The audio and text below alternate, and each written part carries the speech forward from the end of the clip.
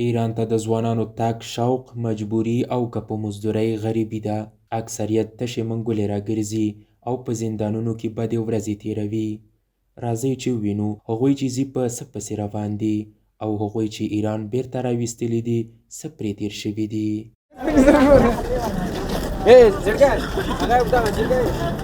ایران ته د مزدورۍ خوارۍ پسې د تګ یو عجیبه داستان چې هره ورځ سلګونه ځوانان په قاچاقي لارو ځي او بیرته سلګونه د ایران حکومت له سختو ربړونو وروسته پر پوله راړوي. په دې کې د قاچاقبرانو او رابلدانو کار جوړ دی. ځینو ته تجارت دی او ځینو د ژوند پر یو بې نتیجې لاره باندې سفر پیل کړی دی او نه پوهیږي چې له څه برخلیک سره مخ کیږي. یو شمېر خبر دي چې کار روزګار نشي کولی او نه ګټه وټه کولی شي، خو بیا هم وایي له دې چې پر کور بیکاره کینی دا ورته ښه ده چې پر قاچاقي لارو ایران ته ولاړ شي او که ایران کې د کار څښتنان یې پیسې خوري یا له نورو ستونزو سره مخ کیږي ځان تقدیر ته سپاري. دا ډلې ځوانان ایران ته د مزدورۍ خوارۍ په نوم له خپلو کورونو را روان شوي دي او په قاچاقي لارو باندې ایران ته ځي. دوی وایي په دې اسره روان دي چې پیسې به وګټي او خپلې کورنۍ به سوکاله کړي. د بادغیس د غرماچ اوسیدونکی ځوان عبدالسلام څو ورځې وړاندې له ایرانه راویستل شوی دی، خو اوس بیا هڅه کوي چې ولاړ شي او هلته خواري مزدوري وکړي. وایي نشي کولی چې په وطن کې خواري مزدوري او کار روزګار وکړي په داسې حال کې چې تیر وار قرضدار راغلی دی. مجبوري ده څوک مجبور چې ولاړ شي. پیسې مې ایران تللی یم، په کار مو کړی دی چې هغه روز کور ته راستوي 50,000 راواستوه من بله په میاشت کې 50,000 کار وکړه هغه راواستوه کور ته بله برته بیا رامرز کړي یا راسم برته کور ته. عبدالسلام په نیمروز کې له 10 ورځې پاتې کېدو وروسته بیرته پر قاچاقي لارو حرکت کوي او غواړي ایران ته ورسیږي. د سختو لارو کیسه هم کوي. دا لا شپې کېږي چې موږ په نیمروز کې پراته یو کور ته نوسته، یعنې د غورماشت ولسوالۍ پورې 3,000 روپۍ مصرف دی چې موږ ولاړ شو. موږ لا شپې په نیمروز تېر کړې، اوس پرته را به خپل ایران باندې پوره وړی نسو تللی. کور کې پوره وړی یو مور پلار مې شی نه لري، وایي چې ته راسې دلته موږ ته کښېنئ موږ څه وخورو. زه د پاکستان ته بیا د پاکستان بیا زه پر ګلف مشکل باندې ځو 4 ساعته پیاده روي کوو، سختۍ دي لږګې دي ورور منه تندې دي. هغه دا مشکله بولي چې هره ورځ په هیواد کې 200 افغانۍ پیدا کړي، ځکه وایي د کاروبار پیسې نه لري خو قاچاقبر ته میلیونونه تومان ورکوي. یو ورځ کې 200-300 افغانۍ پیدا کوي، کمه ده کار کمه ده. ته هره ورځ کار پیدا هره ورځ هر کار به یوه ورځ هر ورځ خو نشته. مجبور یې چې ولاړ شو. موږ ورور منه دلته په 200 افغانۍ دلته زموږ ګزاره نه کېږي. هغه یو کس یې موږ ورور منه ډېر یو. د عبدالسلام په څېر ځوانانو شمېر کم نه دی، لسګونه نه بلکې سلګونه دي. د بادغیس بل اوسیدونکی امان الله وایي د مشکل په نوم په سخته قاچاقي لاره ځي، قاچاقبر ته پیسې ورکوي، تېر وار یې له ایران څه نه دي راوړي او هلته نیول شوي او په زور له ایرانه راویستل شوی دی. خدای هم سخته بولي چې په هیواد کې د ورځې 200-300 افغانۍ وګټي او ایران غوره بولي، که څه هم د تېر ځل مزدوري یې د کار مالک ترې نیولې او نه یې ده ورکړې. د مشکل پر لارې ځم، دغه ساروان باندې پر دغه منطقې باندې ځم 40 ساعته پیاده روي ده، لږ تنده هر وضعیت را سره کېږي. اوه قاچاقبر ته هم پیسې ورکوو. پاسته مسیرو پورې فرق کوي، 6 میلیونه 5 میلیونه 10 میلیونه مسیر تر مسیره پورې فرق کوي. زه دا ور مې اواله پلا ده چې مړ شوی یم، لاړم کور ته اته شپې مې تېرې کړې د پور وړو د لاس په هرات کې یوه راګیر کړم، بل یوه مې ضمانت وکړي چې دا قدر پیسې ما نه درلوستې چې هغه ته یې ورکړم. نشته دلته کارګري نشته، ما ته دایمه کار پیدا شي ورځو 200 افغانۍ دایمه زه بیکارۍ ونه لرم، پیسې نه وي، خپل بچیانو خرڅ مه ورکوئ، پورونه نه درته وایم 8000 پور راباندې پاته شو، زه ونیول نه دماغ زیات کړم. امان الله وایي کله چې له ایران راشړل شوی دی په افغانستان کې په مزدورۍ خوارۍ پسې نه دی وتلی. دا ور نه یم تللی، ولې بله پلارې خواته کابل ته کندهار هرې خواته تللی یم، مزدوري نه برابر، یوه ورځ کار کوم 5 ورځې بیا په کار پسې ګرځم. هغه دا هم وویل چې هیڅ امید نه لري چې هلته به یې روزګار جوړ شي، خو وایي د الله په امید روان دی او ګوندې بخت یې ورسره یاري وکړي، ایراني پولیس یې ونه نیسي او خواري مزدوري وکړي.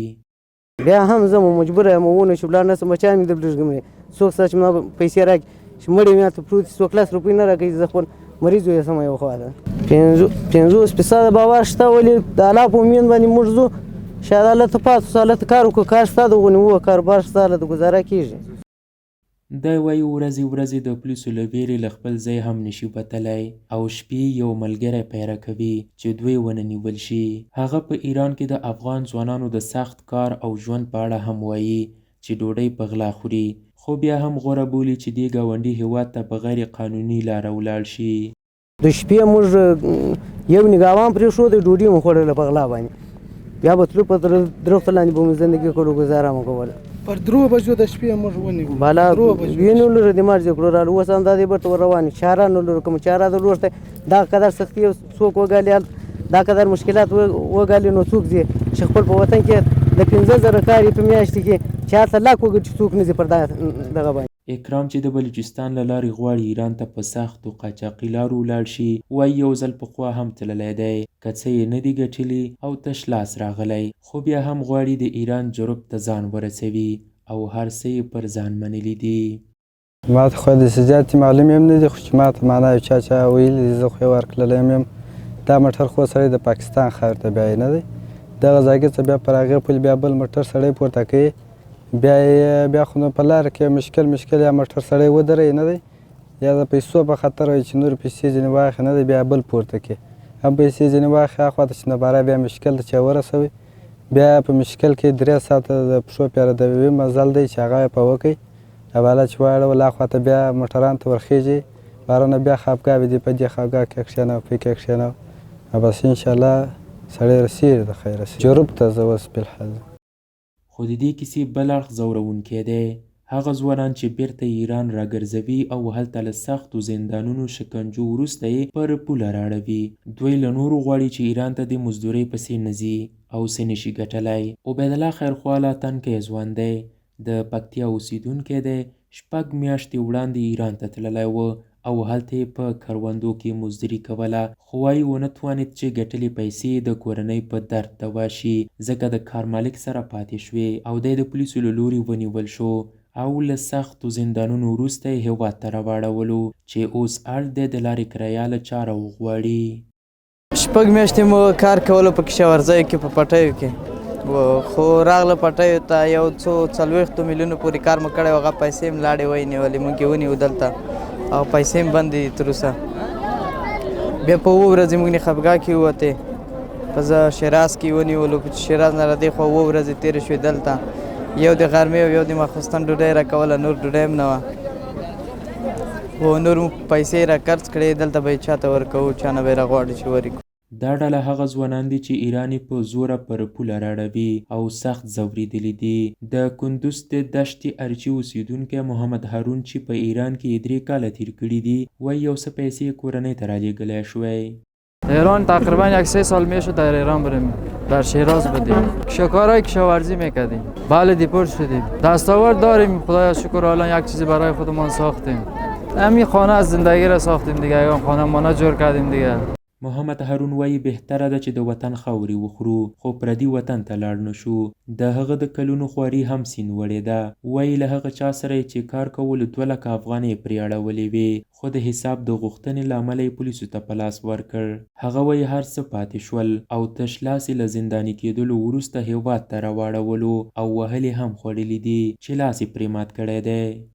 خاک وطن ما میخوریم، همونجا خاکش میخوریم، زندگی ما میگذرانیم، همونجا برای ما خوب است. کستای دست ما شب ما با ارباب حسابی میکردیم، کارگر داشتیم، همونجا کار میکردیم، ارباب ما را فروخته بودن، یا پول ما یک تقریبا 2 لک افغانی میشد، پول ما مانده رفته اوجام، فروخته بودن اربابا. آمد مامورا ریخ سر ما گفتیم حداقل حسابی ما کنیم، پیسه ما بگیریم بریم، باز مامورا اطلاعات ما را زدن در اردوگاه آوردن، باز زیر یک فامیلای ما را بیرون برد، یک رقم کده دستای ما جور کرد، باز آورد داخل اردوگاه تحویل داد. د محمد هارون په خبره یو ځوان که زیاته مزدوري وکړي 500 افغانۍ ګټي چې 200 یې خوري او 300 ورته پاتې کیږي. خو د تخار اوسیدونکی مهراب الدین وایي 1 کال مې په ایران کې تیر کړ، خو ایران ته تلل بدبختي بولي. وایي مزدورۍ پسې تللی وم. فعلا ردمرد شدم از ایران، سرمرز نیمروز هستم. همه بدبختی هست که دیگه چی بگیم براتون دیگه. ایران تقریبا 1 سال میشه. ما خاطر یک کاربار میخواستم، یک زندگی به خاطر مهراب الدین وایي پر ځوانانو سوداګري روانه ده، پیسې وګټي، کار او ستړي وکړي، خو ایرانیان یې ترې وخوري او تش لاسونه هیواد ته راستانه شي. قضیات است میره کلا سر افغانی مثلا تجارتی است اونجا ولی میتونه خیلی کم است مثلا خیلی زیاد نمیتونه ولی زیاد من پول نمیته خرج رفته بالا مثلا آره اردوگاه بیای 5 دفعه 3 دفعه زیاد آماده باشی دیگه جرمه میکنه 1000 دیگه 2000 دیگه تومان دیگه جرمه میکنه. پر دې قاچاقي لارو هغه خلک هم هڅه کوي چې له کورنیو تښتېدلي وي، ناراضه وي او یا هم کوم جرم کړی وي، خو د دې د مخنیوي لپاره چې پخوا ترتیب نه و، اوس په نیمروز کې اسلامي امارت د دوی لپاره یو ځای مشخص کړی دی چې له هغې پرته نشي کولی پر بله لاره ولاړ شي او په دې ځای کې کورنیو ته اجازه نه ورکول کیږي چې په قاچاقي لارو ولاړ شي. قاري متصر د دې هډې مسؤل دی چې خلک ترې د بلوچستان، ایران، سراوان، مشکل او غرونو په لارو ځي. هغه وایي د کومو کسانو پیژندګلوي چې امنیتي کسان ورسره شریکه کړي وي راګرځول کیږي، کوم چې له کورنیو تښتي هم راګرځول کیږي او هغوی چې جرم یې کړی وي. او کوم مسافر چې راتښتي بیا د کور بې اجازې که هغه زنانۍ که مردانۍ هغه انشاءالله تر ډېره حده پورې موږ کنټرول کړي دي، موږ یې ګیروو. دلته بیخي ډېر کسان چې هغه کشران یې د کور بې اجازې راتښتي ځي ایران ته، هغه موږ راګرځولي دي، بیا هغه پلار او هغه قریبان راغوښتي د هغو په لاس مو ورکړي دي. که زنانۍ د کور بې اجازې راتښتېدلي د نامحرمه سړي سره هغه موږ ګیروو، بیا جنایي ته په تسلیم ورکوو، بیا جنایي هغه استوي کورنۍ ته. قاري متصر وایي اوس یې د مسافرو هغه ستونزې هم حل کړي دي چې په یو موټر کې به لسګونه کسان اچول کېدل، د شپې سهولت نه و او نورې اسانتیاوې یې برابرې کړي. نه خبره دا چې مخکې چې داسې نه وه، د خلکو ډېر مسافر هم بارول، تقریبا 25 کسه یا 30 کسه په یو موټر کې باروله. موټر ډېر سره په تکلیف او په عذابو او اضافه روپۍ یې ځینې اخیستلې او د مسافر خانوادګي محرم او نامحرم یې سره کښېنوله، دې ته یې نه کتل. او کوم هغه مسافر چې بې له اجازې د کور څخه راوتله، که هغه زنانه وه که مردانه وه، هغه نه پشکې ګیرېدل، نه معلومېدل. نو د دې په خاطر د والي صاحب، د استخباراتو رئیس صاحب، ترانسپورټ رئیس صاحب او ښاروال صاحب په ګډه دا ځګۍ سره معاینه کوي چې د دغه ځګۍ څخه بارېږي. انشاءالله دلته موږ په اډې کې هم کنټرول لرو چې کوم کسان د کور بې اجازې راوتلي د هغو عکسونه موږ ته راکوي. موږ بیا دلته خپل ګروپ لرو، د مسیر ګروپ لرو، بیا هغه ګروپ ته پورته کوو، بیا هغه نفر ګیرو، بس یې بېرته کور ته ورستو. ایران ته ځوانان یا د نورو لخوا تشویق کیږي یا قاچاقبران ورته د دروغو کیسې کوي او یا هم یو سیالي ده، ځکه اکثره هغوی چې راګرځي مزدوري یې نه وي کړي او اکثریت د کډوالو سازمان مخ ته په دې هیله ولاړ وي چې د لارې کرایه ورکړل شي او خپلې سیمې ته پرې ورسیږي. راګرځېدلي ځوانان وایي هیڅکله باید په دې فکر څوک لاړ نشي چې مزدوري به وکړي، خواري به وکړي او څه به ترې ترلاسه کړي. مسؤلین هم له خلکو سره سخت چلند نه کوي. دوی او د اسلامي امارت مسؤلین دې خلکو ته تر خپل کنټرول لاندې سیمو کې اسانتیاوې برابروي او له ظلم یې ژغوري، خو هغوی چې راشړل کیږي بیا ورته د شپې ځای، درملنه، د لارې کرایه او نور سهولتونه برابروي. په نیمروز کې له ایران سره د سرحدي دروازې پل یا ابریشم کمیسار مولوي ولی محمد نصرالدین وایي اکثره ځوانان چې له ایران راړول کیږي سختې ستونزې یې ګاللې وي، پیسې نه لري او اکثره یې وایي چې پیسې د کار مالک سره پاتې دي. چې اکثر دلته راغلي دي چې ما پوښتنه کړې چې تاسې آیا پیسې ګټلې که نه دي ګټلې، خو دوی دا وایي چې موږ هلته تللي مزدوري مو کړې خو زموږ پیسې په قرض هلته پاته دي خو موږ ته لاس ته نه دي راغلي. موږ خواري کړې ده، مزدوري مو کړې ده، خو هغه پیسې مو د چا سره چې موږ کار ورسره کړی دی هغه سره بندې پاته دي، بیا موږ ګیر کړي یو رادې مرز کړي یو، خو په داسې عنوان یې خبره کړې ده. څوک به داسې دي چې هغه تللي پر لارې باندې بېرته رادې مرز کړي، څوک هلته په کار کې بیا وړي هغه خپل پاسګاه کې هلته یې بیا بندیان کړي بیرته را واپس کړي. خو داسې ترتیب باندې دوی نه دي مسؤل چې یاره زه اوس تللی یم، ما په دونه اندازه باندې روپۍ ګټلې دي، نو دونه تعداد روپۍ ما سره وسته چې زه ولاړم په 1 میاشت یا په 2 میاشت یا په کال کې ما یا 1 میلیون یا 2 میلیونه یا 300 میلیونه یا 200 میلیونه دونه پیسې ما وګټلې. خو داسې څوک ما نه دی پیدا کړی چې وایي دونه اندازه روپۍ هغه هم چې وایي ګټلې مې هغه هلته باندې دي پر خلکو باندې داسې بس وایي. دوی وایي کوشش کوي له ایران په زور رایستل شوو ته ټول سهولتونه برابر کړي. خو الحمدلله امارت داسې ترتیب ورته ورکړی دی د مسافرین چې د اخوا څخه راځي که زنانه وي که مردانه وي د دې ټولو دپاره یې بس دغسې یو طریقه جوړه کړې ده چې د وساګلوت دپاره یې وتاک ځای ټول ترتیب ورته برابر کړی دی، د ډوډۍ طریقه هم ورته برابره کړې ده او سازمان دلته ستا ورته هغه بیا دا رقم کوي هم که د هغه زنانه وي که مردانه وي چې مفلسه کس وي چې روپۍ د اخوا څه نه لري، دی تللی وي خواري وشی نه یې کړې، د اخوا څخه راغلی وي دلته هېڅ روپۍ نه یې ورسره، هغه بیا راولاړېږي دلته یې بیا بیومتریک کوي، ثبتوي یې د ځانه سره، نوم یې هم ثبتوي، دی هم ثبتوي، بیا دغه کس ته که چیرې مریض وي ده ته دوا ورکوي دلته او که زنانه وي که مردانه وي او ډوډۍ ورکوي دلته، روپۍ ورکوي هغه پې نفر هغه کس ته که لرې ساحه کې و که په نږدې ساحه کې و هغه څونه کرایه چې لګېدل هغه کرایه یې ورکوي او که چیرې داسې مریض وي چې هغه د اسپتال وړ وي دلته ځای شته بسترهیي یې که یو ضرورت د یو عملیات شوي